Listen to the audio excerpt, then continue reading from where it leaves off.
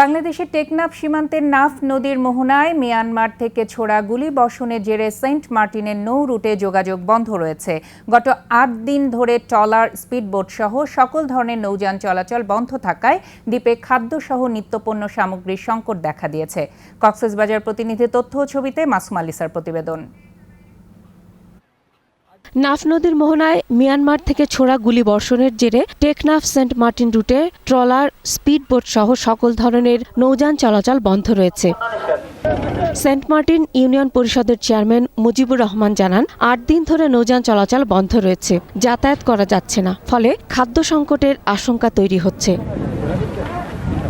গত এক সপ্তাহ ধরে প্রতিদিনই নাফ নদীর মোহনায় নাইক্ষ্যংদিয়া পয়েন্টে মিয়ানমার থেকে গুলি ছোড়া হচ্ছে। মিয়ানমারের মংডু জেলার ওই এলাকা এখন আরাকান আর্মির দখলে বলে জানা গেছে।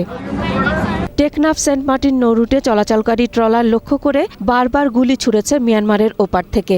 এসব ঘটনায় আতঙ্কিত হয়ে ট্রলার এবং স্পিডবোট চলাচল বন্ধ রেখেছে ট্রলার মালিক সমিতি। কক্সবাজারের অতিরিক্ত জেলা ম্যাজিস্ট্রেট ইয়ামিন হোসেন জানান, বিকল্প পথে কিভাবে খাদ্য সামগ্রী এবং যাতায়াতের ব্যবস্থা করা যায় সেটা নিয়ে ভাবা হচ্ছে। সেন্ট মার্টিনে প্রায় 10,000 মানুষের বসবাস। তাদের নিত্য প্রয়োজনীয় পণ্য ট্রলার যোগে আনা নেয়া করতে হয় টেকনাফ থেকে। মাসুম আলিসা, 21 টেলিভিশন।